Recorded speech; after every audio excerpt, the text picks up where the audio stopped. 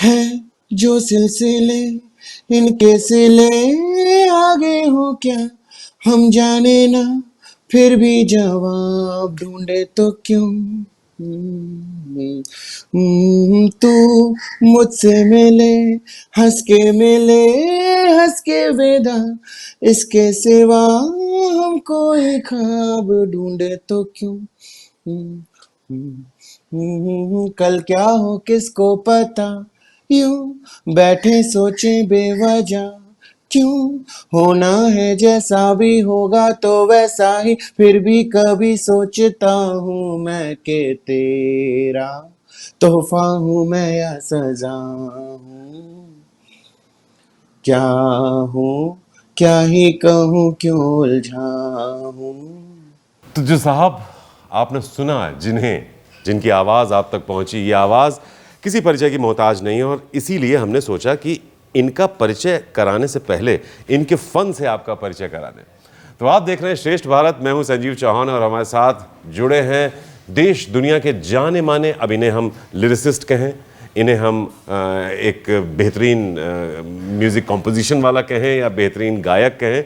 जब खुदा कई तरह के फ़न एक साथ दे देता है तो मुश्किल हो जाता है एक इंटरव्यू लेने वाले के लिए कि वो किस चीज़ के बारे में बात करें। बहरहाल हमारे साथ जुड़ गए हैं, आप सब जानते हैं, बॉलीवुड के जाने माने लिरिसिस्ट, सॉन्ग राइटर, कॉम्पोज़र, सिंगर वैभव श्रीवास्तव, जिनको दुनिया वायु के नाम से जानती है। तो वायु, बहुत बहुत स्वागत है श्रेष्ठ भारत के स्टूडियो में आपका। Thank you so much Sanjeev, मुझे बुलाने के लिए सबसे पहले, और इतने अच्छा इंट्रोडक्शन देने के लिए, और letting me sing also. Thank you so much Sanjeev.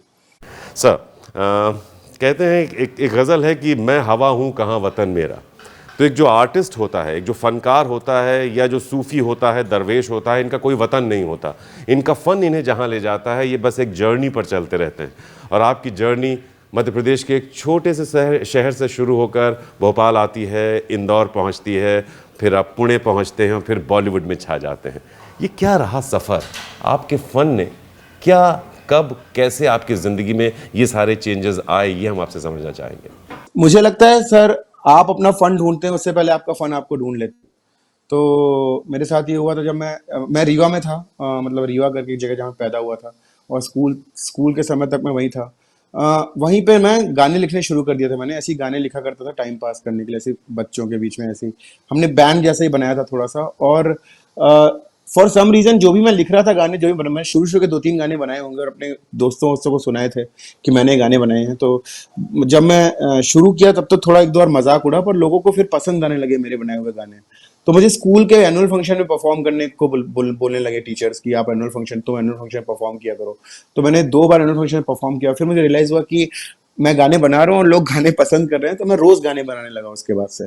पर क्योंकि मैं मिडिल क्लास फैमिली से हूँ, छोटे शहर से हूँ, टियर 2 सिटी से हूँ, तो मिडिल क्लास फैमिली में हमेशा ये होता है ना आपका कि गाने बनाना तो मतलब इट्स नॉट ए प्रोफेशन। ये कोई आपका आप इससे पैसे नहीं कमा सकते, ऐसा रहता है। तो आपको कुछ बनना पड़ता है लाइफ में। तो वो कुछ बनने के लिए मुझे घर वालों ने पहले इंदौर भेजा, फिर पुणे भेजा, और मैं वहां से भाग के बॉम्बे आ गया। अभी तो आपने जो लेटेस्ट बहुत सारे काम किए हैं, आपका सिंगल एल्बम भी आया है, हम चाहेंगे उसका कोई मुखड़ा आप हमें सुना सकें। ठीक है सर, तो मैं आपको अपने नए गानों का सुनाता हूँ। बातें करो मेरा एक गाना, नागिन आपको सुना सकता हूँ मैं। नागिन का बन्नो तेरा तो स्वागत बात सुना करने देता के हूँ लिए, थोड़ा सा। सुनने के लिए इतना है कि एक दिन कम पड़ जाएगा। तो जो आपके मन में आए, यस सर। जो आपके दिल के करीब हो, अभी जो लेटेस्ट हो, उस पर बात करते हैं। आपको एक गाना सुनाता हूँ जो शुभमंगल सावधान में था ये गाना। पर ये गाना पहले मैं अपना सिंगल के तौर पे करना चाहता था। लेकिन फिर आनंद सर ने बोला कि मुझे फिल्म में चाहिए, तो मैंने कहा उनसे भी यही कहा कि मैं अपनी आवाज में करना चाहता हूँ। पर उन्होंने फिर आयुष्मान की आवाज में वो गाना किया था। पर वो गाना मैं आपको सुनाता हूँ जो मुझे बहुत पसंद था, जो मैं अपना पहला सिंगल मैं करना चाहता था। मेरा पहला सिंगल बातें करो था, पर ये गाना मैं करना चाहता था, वो ये था। हम्म, हम्म, तेरी मेरी ऐसी जुड़ गई कहानी कि जुड़ जाता जैसे दो नदियों का पानी। मुझे आगे तेरे साथ बहना है, हाँ जाना तुम्हें तो है ये बात जानी कि ये जिंदगी कैसे बनती सुहानी। मुझे हाँ हर पल तेरे साथ रहना है, हाँ तुम कुछ अधूरे से हम भी कुछ आधे, आधा आधा हम जो दोनों मिला दे तो बन जाएगी अपनी एक जिंदगानी। दुनिया मिले ना मिले हमको, खुशियां भगा देंगी हर गम को।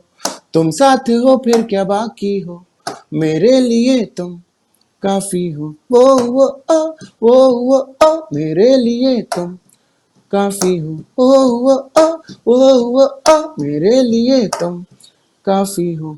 क्या बात है सर, कमाल है। कैसे अपने अंदर आप इस तालमेल को बिठा पाते हैं? क्योंकि कहा जाता है जब कुदरत किसी को बहुत ज़्यादा बख्श देती है चीज़ें, फ़न, तो बड़ा मुश्किल हो जाता है कि वो किस तरफ जाए। आप बेहतरीन, अगर शुरुआत से बात करें तो आप ग्राफिक आर्टिस्ट भी हैं, आपने मास मीडिया का कोर्स भी किया हुआ है, उसके बाद आप बेहतरीन लिरिसिस्ट भी हैं, कंपोज़र भी हैं, सिंगर भी हैं, तो कैसे इन तीनों के बीच में तालमेल बिठा पाते हैं? सर कंपोजर लिरिसिस्ट मतलब ये सारी फील्ड्स क्रिएटिव ही हैं, तो सर मुझे लगता है कि मुझे ना मेरे ख्याल से एक्सप्रेस करने का हमेशा से अंदर से इच्छा रही कि मैं कितना अपने आप को एक्सप्रेस कर सकूं, तो और मैं अपने आप को किस मीडियम में एक्सप्रेस कर सकूं, इस खोज में ही मैंने ग्राफिक डिजाइनिंग भी कर लिया, फिल्म मेकिंग भी सीख ली, सॉन्ग राइटिंग भी करने लगा। तो मैं हर बार अपने आप को एक्सप्रेस ही कर रहा था सर, तो मैं कभी ये नहीं सोच रहा था कि मुझे फिल्म मेकर ही बनना है इसलिए मैं फिल्म सीख रहा हूँ, या फिर मुझे ग्राफिक डिजाइनर बनना है इसलिए मैं ग्राफिक सीख रहा हूँ। जब मैं ग्राफिक डिजाइनिंग का कोर्स कर रहा था सर, तो मुझे लगने लगा कि I can I can explore more into a medium which has more possibilities with whatever I can do. तो मुझे लगा कि audio visual medium is better than the graphic designing for me to express myself. तो फिर मैंने film making सीखी जाके। जब मैं फिल्म मेकिंग करके बॉम्बे आ गया और मैं यहाँ पे एज ए प्रोमो प्रोड्यूसर काम कर रहा था, और मैं गाने बचपन से लिखता ही था सर, मैंने आपको बताया। तो वो मुझे मौके मिल गए सर गाने लिखने के, तो मैंने लिख दिए गाने और वो गाने हिट भी हो गए। तो जब वो हिट हो गए तो फिर और मैं हमेशा से सर वैसे ही लिखता था गाने, खुद कंपोज करते हुए साथ में लिरिक्स के साथ ही, बचपन से ऐसे करता हूँ मैं। गाने ऐसे ही बनाता हूँ, ट्यून के साथ ही बनाता रहा हूँ, ट्यून के साथ ही लिखता रहा हूँ। तो वो जब मेरी ट्यून्स भी लोगों को पसंद आ गई और वो गाने भी चल गए थोड़े बहुत, तो फिर मैं यही करने लगा। लेकिन ऐसा नहीं है सर कि मैं सिर्फ यही कर रहा हूँ, मतलब मैं यही करना चाहता हूँ। मैं स्टोरीज भी लिखने की कोशिश कर रहा हूँ, अभी एक दो शोज के लिए भी लिखने की कोशिश कर रहा हूँ, और इनफैक्ट आगे चल के मैं अपने खुद के वीडियोस से तो डायरेक्ट करना शुरू करूंगा, लेकिन मेरा मन यही है कि मैं डायरेक्ट भी करूँ ऑडियो विजुअल मीडियम। और आप ज़रूर करेंगे। जिस तरह से आपका ये सफ़र रहा है, हमें पूरा यकीन है, और अभी आप बहुत यंग हैं, आपसे बहुत कुछ मिलने वाला है देश और दुनिया को। कहते भी हैं कि आर्टिस्ट बहुत बेचैन होता है, उसकी बेचैनी उसको कई तरफ लेकर जाती है, जो शायद आपके सफ़र में भी रहा। डिज़ाइनिंग की आपने, मास मीडिया किया, फिर लिखा, फिर कंपोज किया, फिर गाया। हम दुआ तो यही करते हैं कि आपका ये सफ़र बहुत खूबसूरत मुकाम तक पहुँचे। एक चीज़ आपसे ये पूछना चाहेंगे कि ये कुछ बड़े अनकन्वेंशनल लिरिक्स आपने लिखे, जैसे स्वैगर, उसको अपने बोल में लेकर आना, उसने पूरे कैरेक्टर को डिफाइन कर दिया है तनु वेड्स मनु में। तो वो किस तरह से दिमाग में आया? क्योंकि वो एक पर्टिकुलर शब्द ऐसा था जिसने उस पूरी सिचुएशन को उभार दिया। ये खुराफात कहाँ से आई भाई दिमाग में, ये हम आपसे जानना चाहेंगे। मैं आपको समझाता हूँ सर, मैं एज ए लिसनर कैसा हूँ। तो जब मैं कुछ गाने सुनता हूँ ना सर, तो मैं हमेशा खोजता हूँ कि इसमें नया क्या है। तो जब मैं एज ए राइटर आया इस तरफ, दूसरी तरफ, तो मैंने हमेशा से ये कोशिश की कि अगर मैं कुछ दे रहा हूँ, तो अगर मैं अपने ऑडियंस को कुछ भी दे रहा हूँ, तो मैं उनको क्या नया दे सकता हूँ, वरना मेरा कुछ भी करने का मतलब क्या है। वरना तो बहुत कुछ है दुनिया में जो आप हमेशा यू कैन एंजॉय। तो स्वैगर वर्ड जब जिस समय मैंने यूज किया था गाने में, उसको मैं अपनी रियल लाइफ में भी ऐसे काफी यूज कर रहा था लोगों के लिए कि वाह क्या स्वैगर है, क्या स्वैगर है। तो बट इंटरेस्टिंग ये नहीं है सर कि मैंने वो वर्ड यूज किया, इंटरेस्टिंग ये है कि उस वर्ड को मैंने पुश किया, मतलब मैंने उस वर्ड के साथ, इस कन्विक्शन के साथ आगे गया कि वो वर्ड गाने के लिए सही है। जबकि मैंने जब गाना शुरू में बनाया था और एक दो लोग को सुनाया था, तो लोगों को स्वैगर वर्ड से ही प्रॉब्लम थी। उन्होंने, मतलब मेरे दोस्तों को प्रॉब्लम थी कि उन्होंने कहा कि यार ये वर्ड किसी को पता नहीं है, तो तुम्हारा गाना कभी एक्सेप्ट ही नहीं होगा। तो मुझे ऐसा बोला गया था, और मुझसे ये भी कहा गया कि तुम in fact you can write a line like कि बन्नो तेरी अखियां वोडका रे और something you can do, because swagger nobody will register. पर मेरा यही मानना था कि मैं क्या नया दे रहा हूं, और मैं इस चीज को मैं एक पुराने फोक सॉन्ग को, जो कि बन्नो तेरी अखियां सूर में दानी है, उसको मैं कितना मॉडर्नाइज कर सकता हूं कि मैं दो जनरेशन के साथ कनेक्ट कर सकूं। बहुत तो बड़ी मुझे चुनौती है ये ये। लगा कि स्वैगर काफी नया वर्ड था, तो मुझे लगा कि अगर मैं स्वैगर वर्ड ले आऊं, तो जो नई जनरेशन है वो भी कनेक्ट कर पाएगी। It will at least get rest of सारा गाना अगर वो सुनेंगे, बाकी गाना वो सुनने में अगर उनको इंटरेस्ट आएगा, तो बाकी गाना सुनेंगे, और गाना तो मुझे लगा था अच्छा ही बना है, तो उनको पसंद आएगा। और जो पुरानी जनरेशन है, उनके लिए बन्नो तेरी अखियां सूर में दानी हमेशा से क्लासिक है, तो वो ऑब्वियसली सुनेंगे। तो मुझे लगा ये बैलेंस बिठाने के लिए ना, मतलब मुझे लगता है ऊपर से आता है सब कुछ, कि मुझे अचानक से वर्ड आ गया कि बन्नो तेरा स्वैगर लगे सेक्सी कर देना चाहिए, और it just work for both of them. तो मुझे लगता है more than innovation in art, conviction is more very important. Like आप नया क्या कर रहे हैं वो तो जरूरी है ही, लेकिन उससे कहीं ज्यादा जरूरी है कि आप क्या नया करने की हिम्मत कर रहे हैं। बिल्कुल सही। बड़ा एक बहुत बड़ा एक चुनौती होती है जब कोई नए सब्जेक्ट पर काम होता है कि लिखने वाले ने, जिसने स्क्रिप्ट लिखी फिल्म की, उसने अपना काम कर दिया, एक्टर्स अपनी भूमिका निभा रहे हैं, डायरेक्टर्स अपनी तरह से सोच रहा है। स्त्री की अगर हम बात करें तो बहुत अनकन्वेंशनल टॉपिक था और उसमें जो आपके गाने थे वो ज़बरदस्त हिट भी हुए। हम चाहेंगे स्त्री के एक गाने का कोई मुखड़ा अगर आप हमारे लिए पेश कर सकें, गा सकें। पहले सबसे बड़ी बात फैक्ट आपको बता दूं कि स्त्री के गाने मतलब मेरा जितना कंट्रीब्यूशन उससे कहीं ज्यादा कंट्रीब्यूशन सचिन जिगर के म्यूजिक का है। और ऑब्वियसली डायरेक्टर का तो है ही, मतलब इतनी अनकन्वेंशनल फिल्म बनाने के लिए जिसमें, और मुझे लिखने का मौका देने के लिए बहुत बड़ी बात है।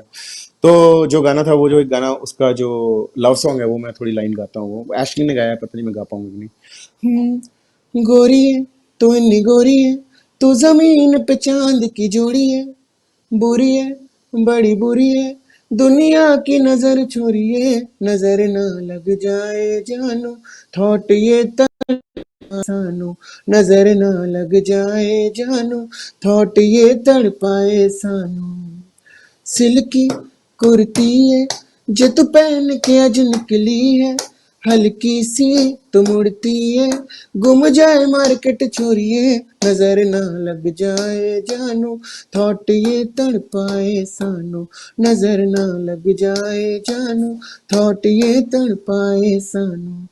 तो या थैंक यू। क्या बात है भाई। और हम आपको एक अंदर की बात बताएं कि आप इस गाने को गुनगुना रहे हैं और हमारे न्यूज़ रूम में कुछ लोग हैं जो इस पर बाकायदा डांस कर रहे हैं। अब हम दिखा तो नहीं सकते आपको, लेकिन ये ताकत है आपके गाने की कि न्यूज़ रूम में बहुत से लोग अपना काम छोड़कर आपका गाना सुनकर उस पर थिरक रहे हैं। तो आपकी जो ये See them. You should put that video while I'm singing. वो अनऑफिशियली हम आपको भेज देंगे। अच्छा, आपने Okay. सचिन जिगर का जिक्र किया और वो कमाल का क्रिएटिव म्यूजिक वो दे रहे हैं। उनके बहुत सारे सॉन्ग्स मैंने सुने हैं और वो कुछ अलग क्रिएट करते हैं। तो जब आप लिरिसिस्ट की भूमिका में होते हैं तो क्या आप थोड़ा अपने आप को सहज महसूस करते हैं किसी खास टीम के साथ काम करने को लेकर? क्योंकि जैसा सचिन जिगर का आपने बताया, ऐसे कुछ और डायरेक्टर्स हैं जिनके साथ विशाल डडलानी के साथ आपने काम किया है, वो भी ज़बरदस्त क्रिएटिव लोग हैं। तो किस तरह से एक म्यूजिक डायरेक्टर एक लिरिसिस्ट को इंस्पायर करता है? तो सर ज्यादातर मैं बेसिकली आजकल तो मैं यही पुश कर रहा हूँ कि मैं अपने कॉम्पोजिशन से पुश करूँ, क्योंकि मुझे ना थोड़ा और बाकी कॉम्पोजिशन लिखने में मुझे लगता है कि मैं अपनी कॉम्पोजिशन ज्यादा बेटर लिखता हूँ, ऐसा मुझे लगता है। तो मैं अपनी कॉम्पोजिशन पुश कर रहा हूँ। पर कुछ ऐसे लोग हैं जिनके साथ मुझे काम करने में मजा है, के साथ काम किया है मैंने, और मैं दोबारा भी काम करूँ उनके साथ। जिस Sachin Jigar is one of them. तो सचिन जिगर का म्यूजिक मुझे हमेशा से बहुत पसंद था, इंडस्ट्री में आने से पहले भी, से पहले से साइबो से लेकर उनके जितने भी गाने आए थे, I always found them very innovative, very new and very and और उनसे मिलने के बाद मतलब स्पेशली जिगर तो काफी अच्छा दोस्त बन गया। सचिन भाई तो मतलब थोड़े थोड़े से वो है, लेकिन इतने इतने कॉर्डियल नहीं, इतना जितना जिगर मेरा कॉर्डियल है। तो काफी ज्यादा खुरापाती एक कीड़ा होना चाहिए, वो कीड़ा है उनके अंदर, जहाँ वो कुछ नया ही करना चाहते हैं हमेशा, कुछ भी नया। वो हिट म्यूजिक के बारे में नहीं सोचते, वो हमेशा सोचते हैं कि कुछ नया क्या कर सकते हैं हम, और क्या नया कर सकते हैं, क्या खुराफात कर सकते हैं। और जिगर तो बहुत ही ज्यादा खुराफाती है। तो उनके साथ काम करने में मजा इसलिए आता था क्योंकि चैलेंज, जो आदमी खुराफाती होता है ना, वो हमेशा नए नए चैलेंजेस लेके आता है। तो जिगर और सचिन हमेशा नए नए चैलेंजेस लेके आते हैं, तो उनके साथ काम करने में मजा आता है। वो अलग बात है कि मैं फिल्मों के गाने अभी करने से थोड़ा अवॉइड कर रहा हूँ, तो इसलिए मैं उनके साथ ज्यादा काम नहीं कर रहा हूँ इस समय, लेकिन मजा बहुत आता है मुझे सचिन जिगर के साथ काम करने में। तो मुझे लगता है सर, ये ना इतना कॉन्शियस डिसीजन नहीं है मैं किसके साथ काम करूंगा, पर कभी आप किसी से मिलते हो ना, तो आपकी हमेशा ऑटोमेटिकली एक वाइब कनेक्ट होती है, जहाँ पे आपको लगता होता है है। कि यहाँ पे कुछ बन सकता है। तो वो वही हो रहा है सर, मतलब जब भी मैं किसी से मिलता हूँ ना, तो अगर मुझे लगता है कि यहाँ कुछ काम हो रहा है तो हो जाता है, और भले ही फिर सामने वाला कितना भी टैलेंटेड हो, वाइब नहीं कनेक्ट होती तो कुछ बनता ही नहीं है सर। जी, कहते भी हैं कि मतलब ये सब चीज़ें ऐसी हैं जो ऊपर से बनकर आती हैं। आप किससे कहाँ कनेक्ट हो जाएँगे और कौन-सा सफ़र आपको कहाँ तक ले जाएगा, ये कुछ पता नहीं होता। और जो हमने शुरू में कहा था कि एक कलाकार तो एक हवा की तरह है, वो बहता जाता है फ्लो के साथ। उसकी क्रिएटिविटी पता नहीं किस-किस लोगों से उसको जोड़ती है और फिर वो किन खूबसूरत कॉम्पोजिशंस को या गानों को अंजाम देता है। आपके कई सिंगल एल्बम भी आए जो बड़े सुपरहिट भी रहे। तो हम चाहेंगे अपने सिंगल एल्बम का कोई सॉन्ग आपको जो और पसंद हो, उसे गुनगुनाएँ। सो आओ जरा हंसने रोने सोने, पल सारे दीवारे कोने सोने, एक बेवजह बेतुकी सी कहानी में अपने भी किरदार होने सोने, बातों के मतलब जरूरी नहीं, हो लफ्ज़े या लफ्ज़ जरूरी नहीं, आंखों ही आंखों में एक दूसरे के सपने सलोने सोने, चुपचाप बैठे हुए ख्वाब हैं, बेचैन है थोड़े बेताब है, अंदर कहीं जो भी सैलाब है, जाते करो बातें करो, बैठो कभी साथ मेरे भी दो, बातें करो बातें करो। सर ये है। और एक जो बहुत हिट है इस पे, अगर आपके स्टूडियो में अभी भी लोग डांस कर रहे हैं तो मैं ये गा देता हूँ, इट्स बिन प्यार है। लॉन्ग तेरी बीन सुने परदेसी, इट्स बिन लॉन्ग तेरी बीन सुने परदेसी, नागिन दिन गिन गिन गिन गिन गिन गिन गिन गिन गिन गिन गिन मर गई, नागिन दिन गिन गिन गिन गिन गिन गिन गिन गिन गिन गिन गिन मर गई। सो बात है, क्या बात है साहब, अगर आप थोड़ी देर और बैठे तो यहाँ इसके बाद कोई काम नहीं करने वाला, ये तो तय है। सर आपका स्टूडियो कहाँ पे है, मतलब? सर नोएडा में है, सेक्टर ओ 62 में हमारा स्टूडियो। हम चाहेंगे जब कभी आप दिल्ली आएं तो हमें जरूर जी जी, थोड़ा सा जनवरी वक्त में आ दें, रहा हूँ सर, मैं और जनवरी में इन आ रहा हूँ सब सर। के साथ फिर हम रिकॉर्ड करें आपका एक छोटा सा पूरा प्रोग्राम। मजा आएगा सर, फिर मैं सामने से देखूंगा डांस। अच्छा, वायु, आपकी अगर जर्नी को हम देखें तो आप में एक खास पिक्यूलियरिटी ये है कि जो ओल्ड स्कूल है आप उसको भी टच करते हैं, और जो एकदम मॉडर्न स्कूल है आप उसको भी टच करते हैं। ओल्ड स्कूल में अगर हम बात करें तो जैसा कि आपके बारे में है कि आपको कुछ मदन मोहन जी के कॉम्पोजिशंस बहुत अच्छे लगते हैं, तो कैसे ये ओल्ड स्कूल से मॉडर्न स्कूल तक का आपका सफ़र आपने तय किया? और ओल्ड स्कूल में अगर हम बात करें, पुराने गानों में बात करें, तो कौन सा गाना आपके दिल के बहुत करीब है, कॉम्पोजिशन वाइज, सिंगिंग वाइज, और उसके साथ साथ हम चाहेंगे आप उसे गुनगुनाएं भी। सर पुराने तो बहुत सारे गाने जो मेरे बहुत करीब, मतलब मैं, अगर आप जा गले इस आपको समय बहुत आप पसंद मेरे को बोलोगे लग जा गले पसंद, मुझे खोया खोया चांद बहुत पसंद है, मुझे आंखों में क्या जी पहला बादल वो गाना बहुत पसंद है, है। हाल कैसा है, मतलब किशोर कुमार के बहुत सारे गाने हैं जो बहुत पसंद है, मोहम्मद रफी साहब के इतने सारे गाने, मुकेश कितने गाने हैं सर, मैं क्या क्या गिनाऊंगा, सही मैं बात कैसे है, कैसे बहुत गिनाऊं, मुश्किल पर है, आप एक चाहें तो तय मैं करना तो बहुत ही मुश्किल है। मैं एक कोई भी गाना आपको, सॉन्ग, कोई ऐसा जो आपके दिल के करीब हो, जिसे आप कभी फुर्सत में, क्योंकि आप अलग अलग मूड्स में अलग अलग तरह का संगीत भी सुनते हैं, ऐसा भी आपके बारे में सुनने में आया। माफ करें मुझे, पर मैं कोशिश करता हूँ। ओ हो, खोया खोया चांद, खुला आसमान, आंखों में सारी रात जाएगी,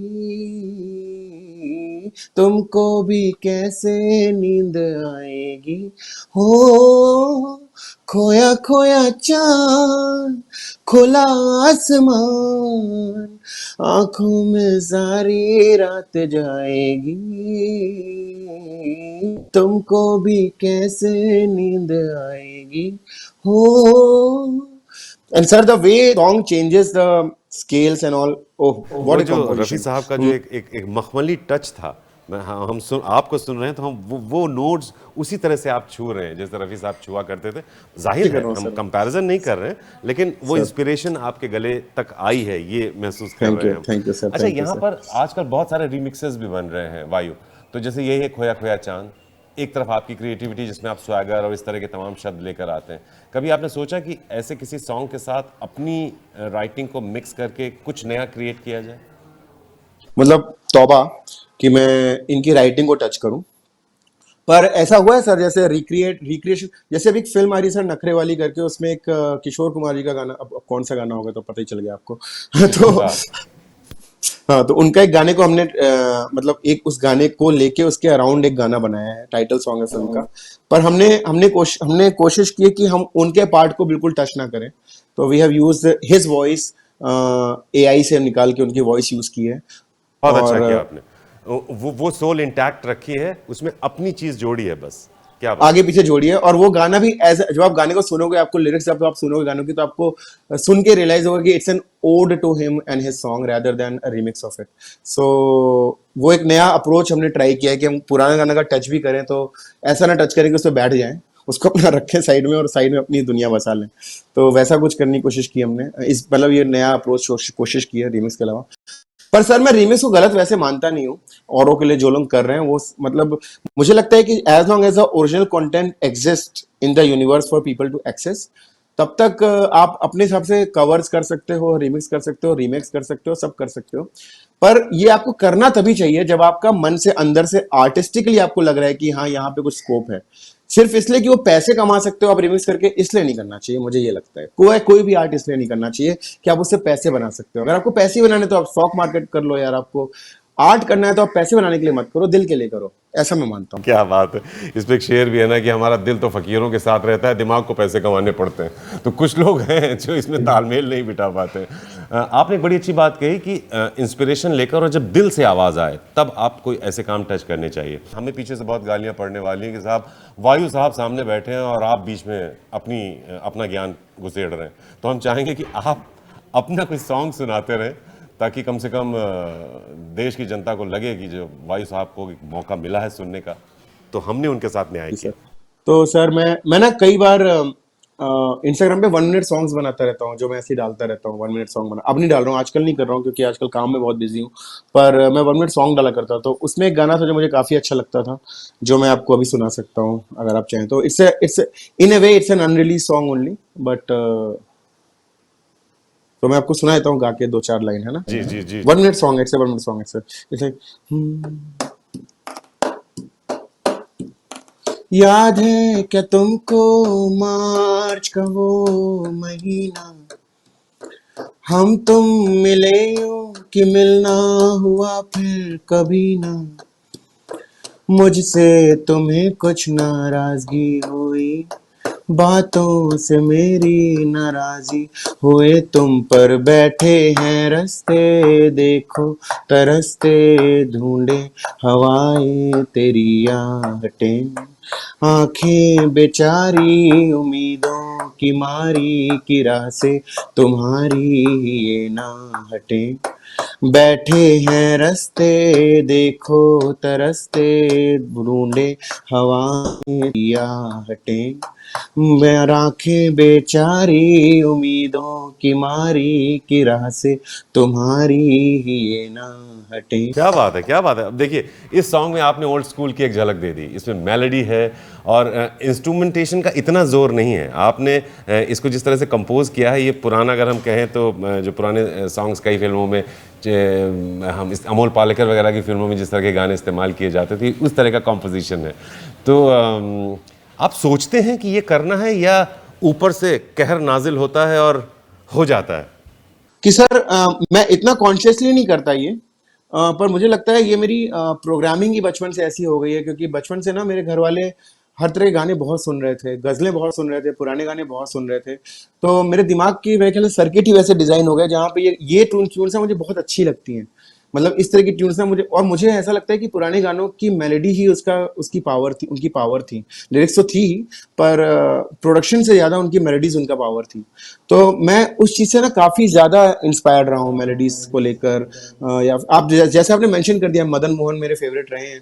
तो मदन मोहन की मेलोडीज का जो, या फिर एस डी बर्मन की मेलोडीज का जो एक घुमाव होता था, या जिस तरह से वो चलते थे, ये सब चीजें मुझे बहुत अच्छी इंटरेस्टिंग लगती है। तो मुझे लगता है कि it just automatically come sir, कभी कभी ना कुछ कुछ लिरिक्स के साथ। जैसे कई बार तो, अब जैसे नागिन जैसा गाना है, वो तो काफी मॉडर्न टाइप का कॉम्पोजिशन है। बिल्कुल। पर ये गाना तो अभी आप नखरे वाले के भी एक दो गाने आप सुनेंगे तो आपको लगेगा कि ओल्ड स्कूल कॉम्पोजिशन है सर। सुनेंगे क्या सर? सुनाइए प्लीज। अभी नहीं सुना सकता सर, अभी तो एनडीए साइन किया हुआ है मैंने, जब तक रिलीज नहीं होता तब तक नहीं सुना सकता। अभी जो आपने सॉन्ग सुनाया उसको सुन के वो वैसा कुछ याद आ गया कि वो न जाने क्यों होता है ये ज़िंदगी के साथ, अचानक ये पल किसी के जाने के बाद, करें फिर उसकी याद छोटी छोटी सी बात। जो आपका कॉम्पोजिशन है ये उसी तरह का, एक जैसे लग रहा है कि एक फ्लो है, बहता चला जा रहा है गाना एक जगह से दूसरी जगह तक, और आप आराम से आंख बंद करके ये सिर्फ संगीत ही नहीं है, एक तरह से आप मेडिटेट कर सकते हैं इस तरह के गानों के साथ, क्योंकि रूह को एक ठंडक मिलती है इस तरह की चीज़ें सुनकर।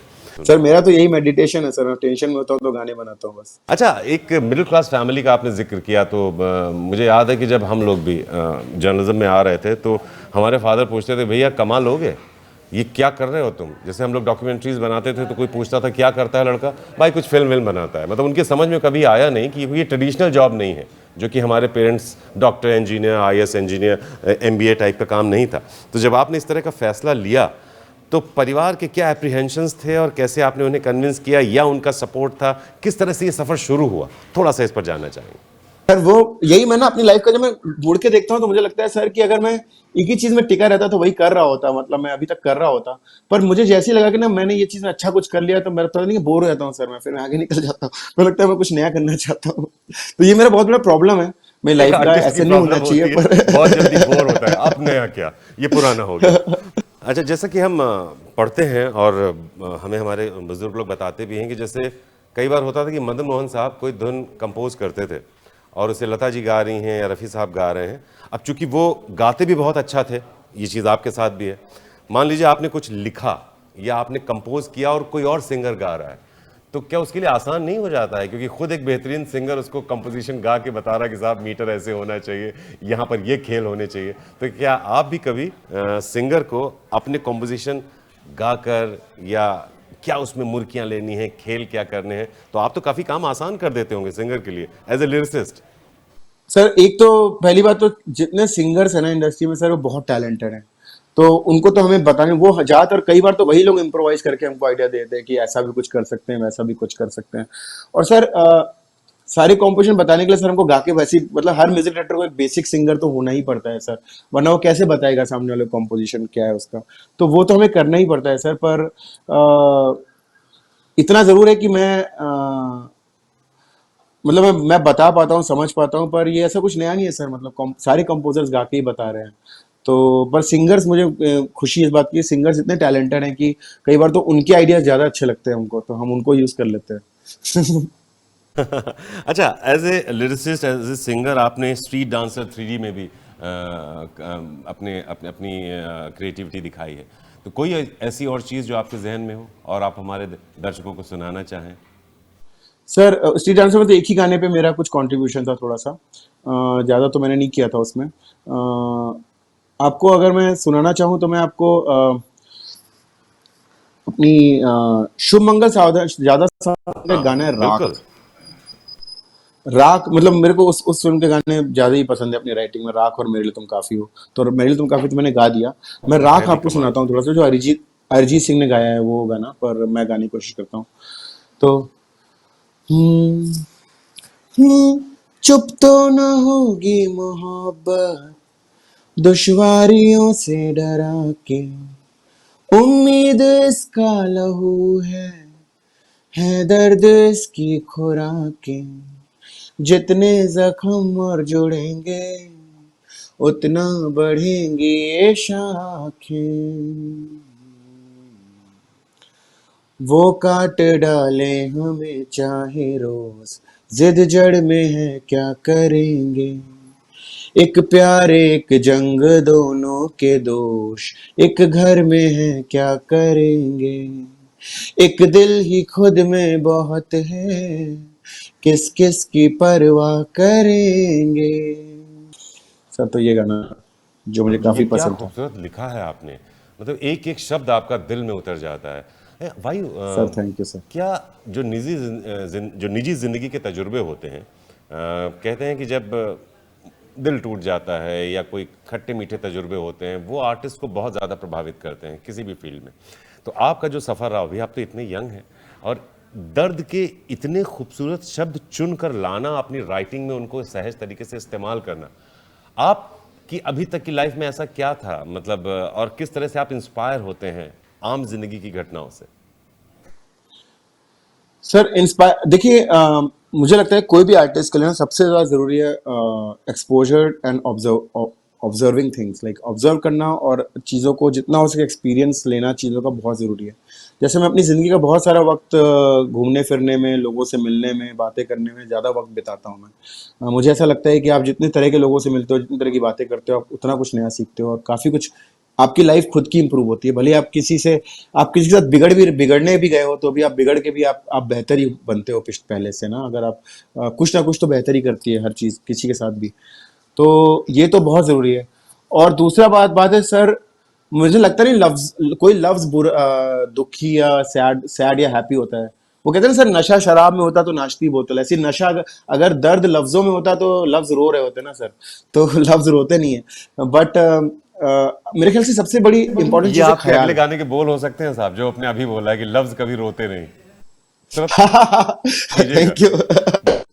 आपको भी सुनिए। ख्वाब होते नहीं, लफ्ज कभी रोते नहीं। हम ज्यादा खुश होते तुम अगर होते नहीं। तो आशु कवि हैं, देखिए आपने एक एक मुखड़ा लिख दिया।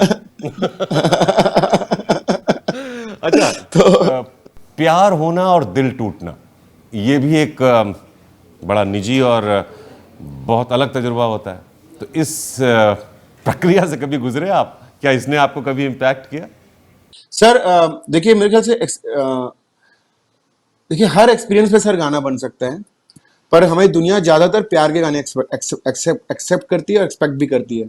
तो प्यार एक ऐसी चीज पे सबसे ज्यादा गाने बने हैं, क्योंकि लोगों को प्यार पे गाने बनाना इसलिए भी पसंद है क्योंकि वैसे जमाना आपको प्यार करने देता नहीं है। तो it's like a voyeuristic pleasure that you get out of love songs.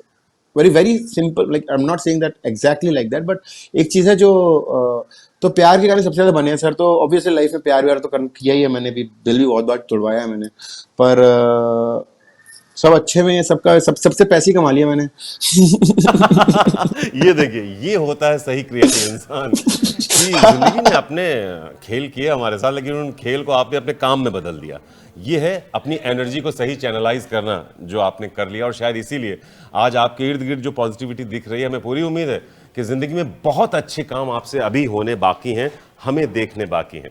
अब लीजिए स्वैगर, अभी हमने आपसे कहा था और स्टूडियो से डिमांड फिर से आ गई कि ये जो स्वैगर है आपका, ये छोटी चीज़ नहीं थी जो आपने इस्तेमाल कर ली थी, इसकी रिकॉल वैल्यू बहुत ज़बरदस्त है। तो अगर आप उसे गुनगुना सके हमारे लिए। हाँ, गुड़ 3600 गोल्ड है तेरे, ना सिल्वर ना कॉपर, हाथ लगा दे जिस सब्जेक्ट में उसमें निकले टॉपर, उड़ जाए अपनी हवा थाम के पंख निकल आए प्रॉपर, बनने पे एहसान है तेरा मान लिया जो ऑफर, सुने नहीं जिद करे करारी उस पे ये होशियारी, जुगनी दुगनी धार कटारी,